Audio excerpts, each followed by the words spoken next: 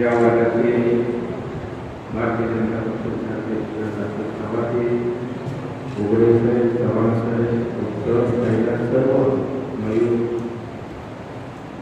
सर्व भारतीय जनता पक्षाचे पदाधिकारी, सर्वप्रथम कंटाळ्यांचं मनापासून अभिनंदन करतो की या ठिकाणी सॅनिटायझर, मास्क आणि गणवेश घेऊन या ठिकाणी त्या लोकांना कोरोनापासून वाचण्यासाठी दिल्यासाठी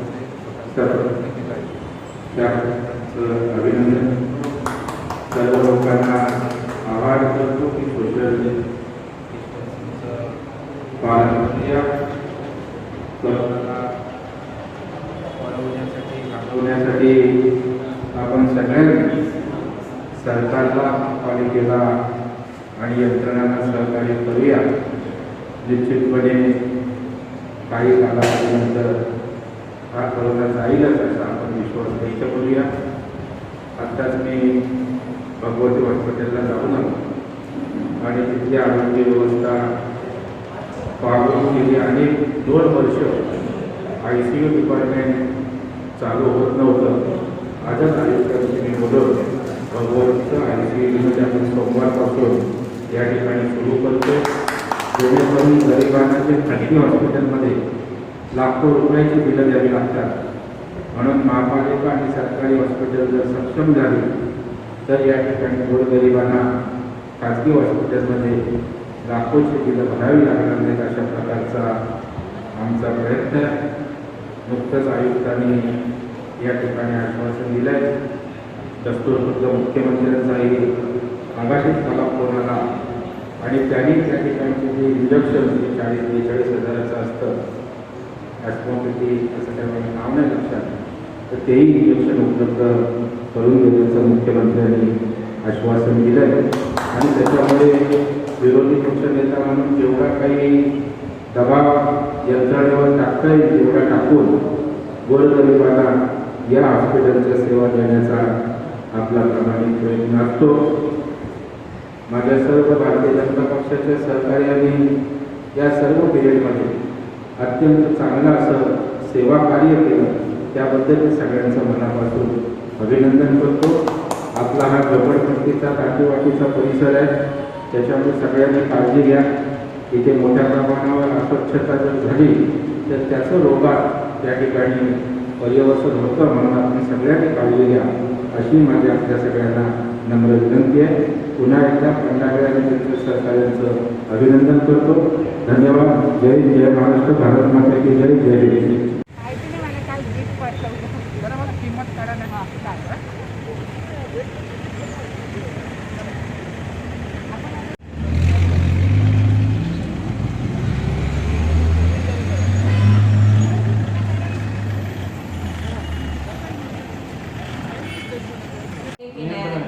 FDA लोकांना त्यांना सांगता नाही येत जास्त प्रोडक्शन. मग तुम्ही का तुमचं केलंय त्यातलं 50% पहिलं महापालिकेला द्या.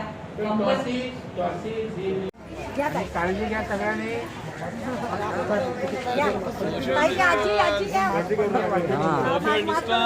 मॅडम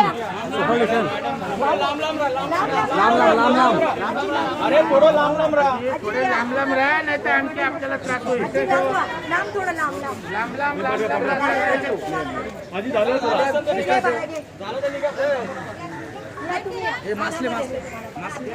सगळ्यांना मिळणार.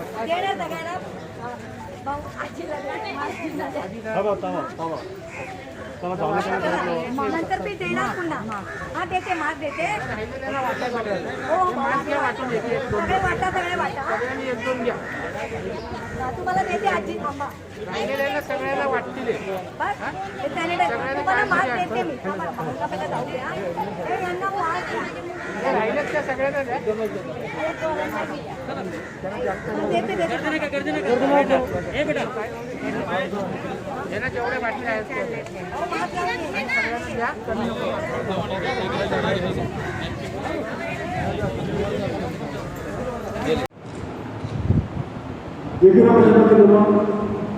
कोकण पट्टीच्या मिलिंद पवारे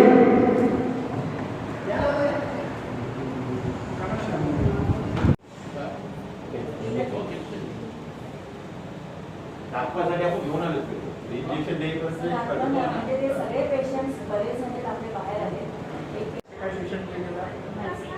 आपण बॅड पेशंट इथे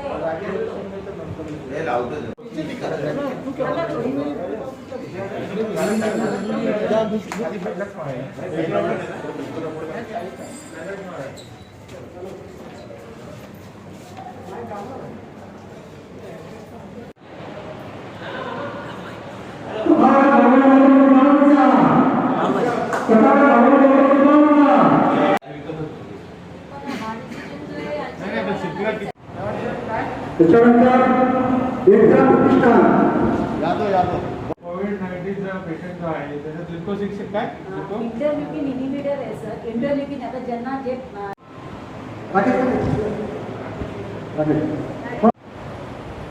साहेब आपल्याला संबोधित करते. मस्जिद चालू होती मस्जिदच्या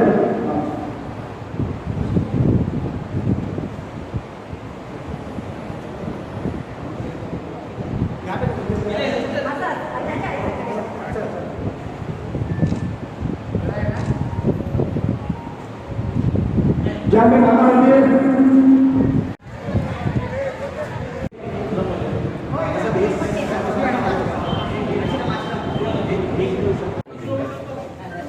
नाही मग लोकांना अवेलेबल आहे.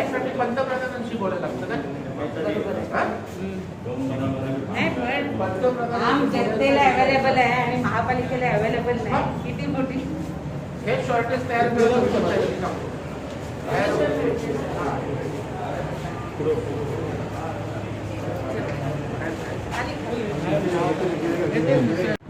साधारण व्यक्तींना आम्हाला सपोर्ट करावे.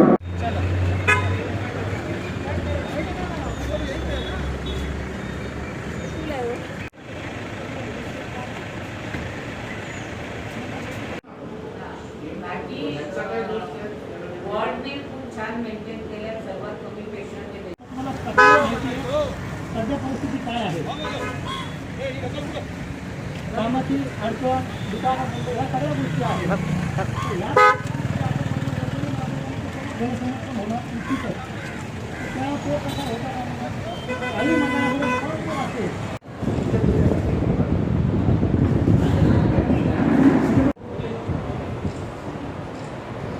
एकूणा प्रतिष्ठान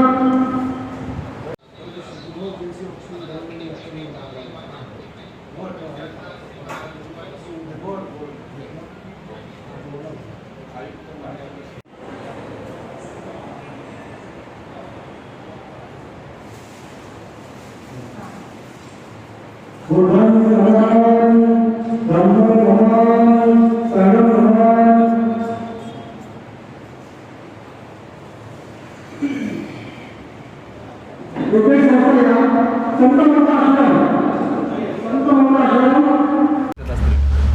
नाही आता तरी त्यांनी 10 ICU बेडचा आता सोमवारी सुरू करतील आणि इन जनरल 10 बेड वाढवण्यासाठी त्यांना विनंती केले आणि ते म्हणाले आम्ही थोडंसं अंतर, कारण आता कोविड असल्यामुळे बेडच्या अंतरांची पण त्यांना काही गाईडलाईन्स आहेत, तर त्यातल्या त्यात बोलले एक 10 बेड आम्ही वाढवू जेणेकरून खाजगी हॉस्पिटलला जाणारा लोड त्या ठिकाणी कमी होईल आणि गरीब लोक या हॉस्पिटलला येऊ शकतात. कालही तुम्ही एक बैठक घेतली होती, त्या बैठकीचा काय आउटपुट आहे? काल मी याच्यासाठी बैठक घेतली की जो आमचा सबब एरिया आहे, अनेक माझ्याकडे शेकडो उदाहरणं आहेत की खाजगी हॉस्पिटलला अवाजवी फी घेतली जाते. मी काल उपायुक्त शंकरवार आणि वैद्यकीय खात्याचे यांचे जे हॉस्पिटलचे अनेक अधिकारी होते त्यांना सांगितलं तुमचा कुठलाही कंट्रोल राहिलेला नाही आणि त्यामुळं त्यांनी सांगितलं मला नोटीस दिलं. मी बोललो नोटीसनी काय होत नसतं, तुम्ही FIR दाखल करा. गरीबाकडून 6-6, 10-10 लाख रुपये घेणार असतील तर गुन्हा दाखल करा आपण. तोपर्यंत हे वटणीवर या ठिकाणी येणार नाहीत अशा प्रकारचे करणारे हॉस्पिटल्स. आणि मला वाटतं त्यांनी सिरियस तो विषय घेतला आहे, योग्य ती याच्यावर कारवाई होईल आणि मला वाटतं याला निश्चितपणे ब्रेक लागेल आणि सर्वसामान्यांना दिलासा मिळेल.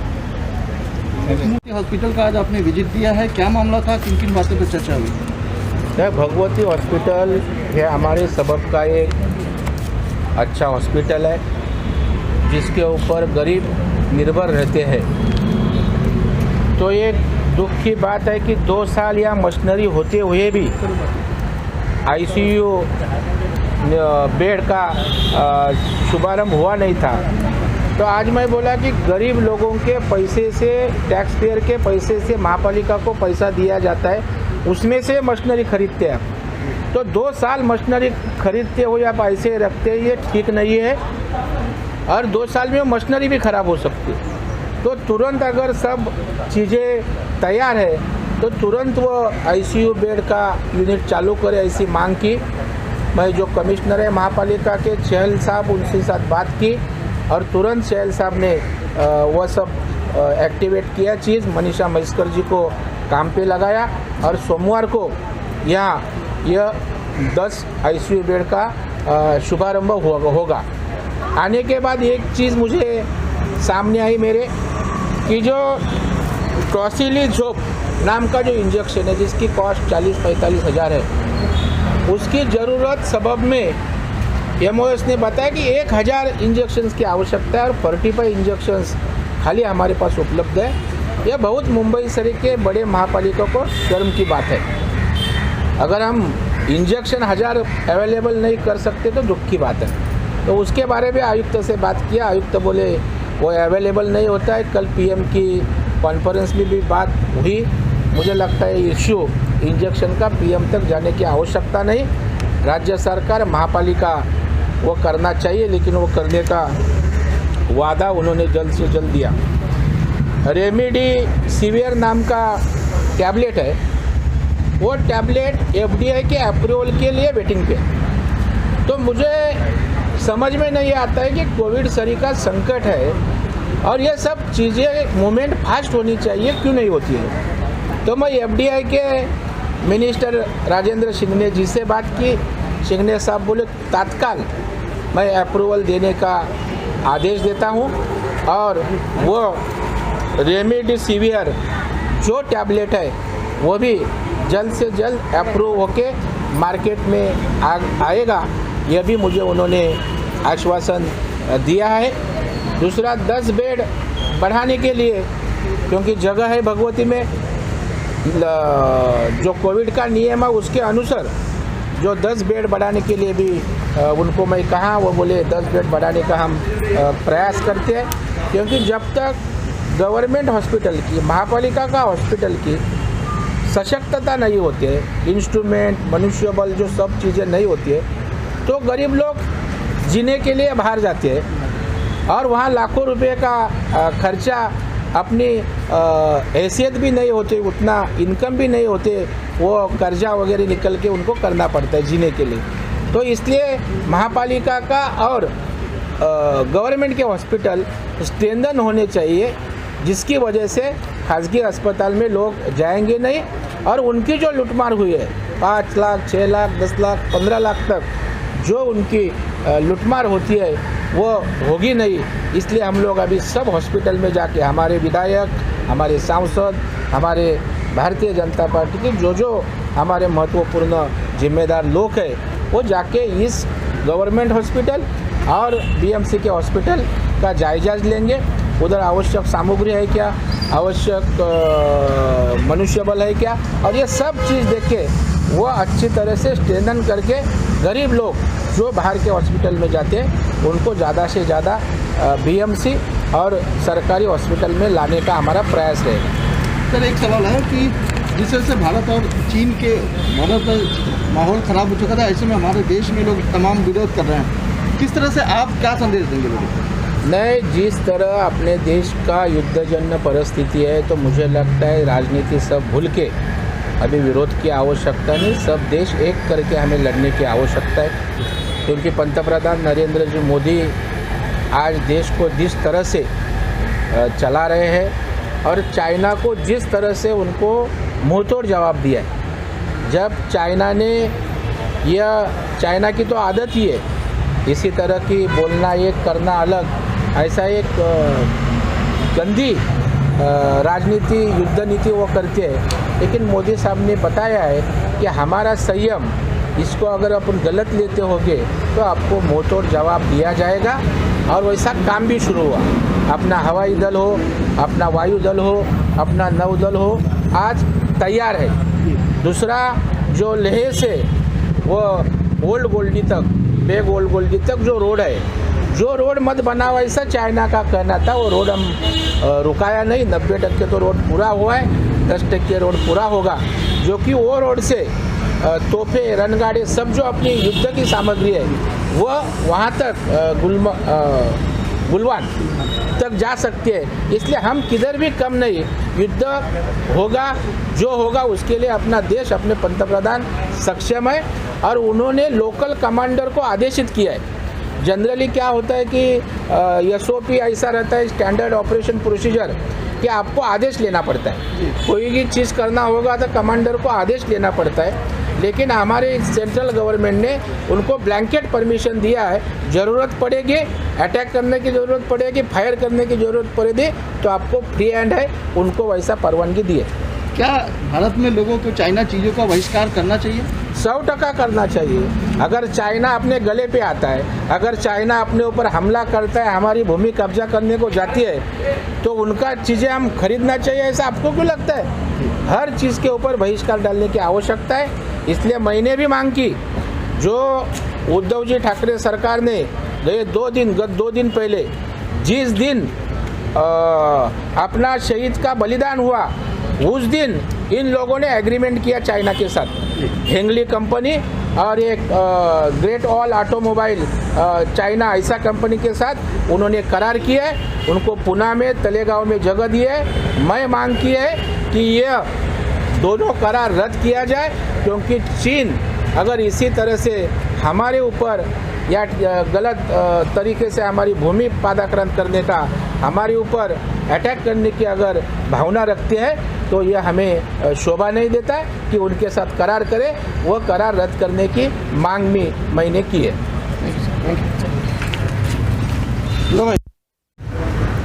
सर, आने के लिए क्या मामला? आढळलं तुम्हाला? आज भगवती हॉस्पिटलला मी आणि आमच्या स्थानिक आमदार मनीषाताई चौधरी, नगरसेवक हरीश छेडा यांच्या समवेत मुद्दामून व्हिजिट दिली। याचं कारण आज मुंबईमध्ये, खास करून उपनगरामध्ये आज मोठ्या प्रमाणावर खाजगी हॉस्पिटलकडून लूट सुरू आहे। आणि याचं प्रमुख कारण हे की सरकारी हॉस्पिटल्स किंवा महापालिकेची हॉस्पिटलमध्ये त्या ठिकाणी व्यवस्था अपूर्ण आहेत। किंबहुना त्या ठिकाणी सरकारी किंवा महापालिकेच्या हॉस्पिटलने अद्ययावत यंत्रसामुग्रीसह जर ती हॉस्पिटल सुसज्ज ठेवली तर खाजगी हॉस्पिटलला त्या ठिकाणी जनता, रुग्ण जाणार नाहीत। आणि म्हणून आज बोरिवलीत तर हे मोठ्या प्रमाणावर त्या ठिकाणी होताना दिसतंय। आणि या संदर्भात मी आवाज उठवला होता। आपल्या G24 तासने तर ह्याच्यावर सिरियल चालवली होती। आणि मी उदाहरणासहित अपेक्स हॉस्पिटल जे आहे ते साधारण 7.5-7 लाख रुपये एका पेशंटचे झोपडपट्टीतले घेतले होते। तसंच कांदिवलीला पार्थ हॉस्पिटल आहे। आणि मग हे करत असताना याला पर्यायी व्यवस्था काय? तर ही हॉस्पिटल स्ट्रेंथन झाली पाहिजेत, म्हणून मी हॉस्पिटलला व्हिजिट देण्याची मोहीम त्या ठिकाणी सुरू केलेली आहे। आणि त्याचाच भाग म्हणून आज भगवतीला या ठिकाणी आलो आहे। आता आपण पहा आश्चर्य, भगवतीला मशिनरी येऊन 2 वर्ष झाले, तरी अजून ICU बेड त्या ठिकाणी चालू होत नाही। म्हणजे एक तर तुम्ही जनतेच्या खिशातला पैसा 2 वर्ष तुम्ही त्या मशिनरीवर खर्च केला, त्याचं काही सोयीसुतक नाही। 2 वर्ष तुम्ही सर्व यंत्रणा उपलब्ध असताना चालू करत नाही, म्हणजे तुमचा महापालिकेचा निष्काळजीपणा। तर ह्या गोष्टी आज मी सगळ्या त्यांच्या निदर्शनास त्या ठिकाणी आणलेल्या आहेत। आणि मी आयुक्तांशी बोललो। खरं म्हणजे आमच्या स्थानिक आमदार मनीषा चौधरी यांनी 6 जूनला पत्र दिलं। म्हणजे एखादा आमदार ज्यावेळेला 10-10, 15-15 दिवस एखाद्या गंभीर विषयावर लक्ष वेधतो, साधं उत्तर किंवा दखल पण त्याला जर घेता येत नसेल तर दुर्दैव आहे। आणि याचमुळे हा सगळा जो विस्कळीतपणा आणि हेळसांडपणा झाला आहे तो अशाच व्यवस्थेतनं या ठिकाणी झाला आहे। आज प्रामुख्याने 2-3 विषय आल्यामुळे मार्गी लागलेत।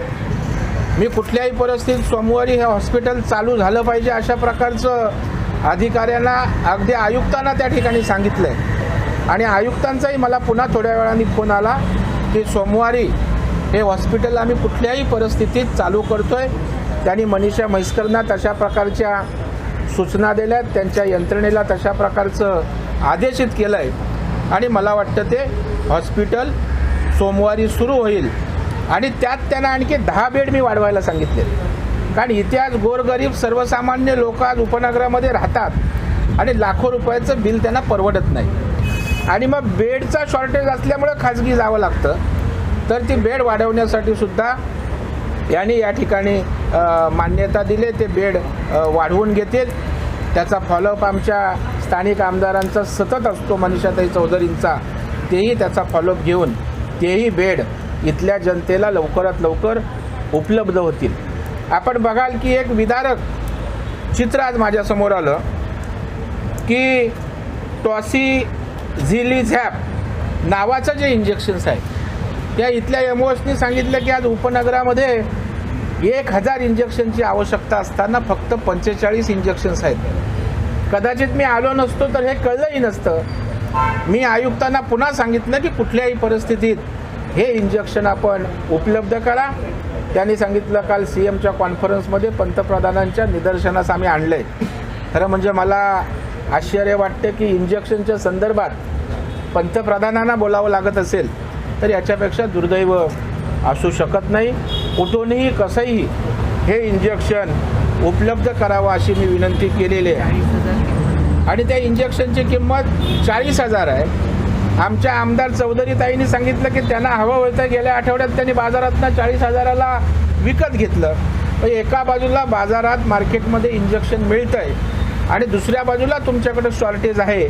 याचा अर्थ नेमकं काळा बाजार होतोय, साठवण होते बाहेर, जाणीवपूर्वक असं केलं जातं आहे का याचीसुद्धा चौकशी होण्याची आवश्यकता आहे.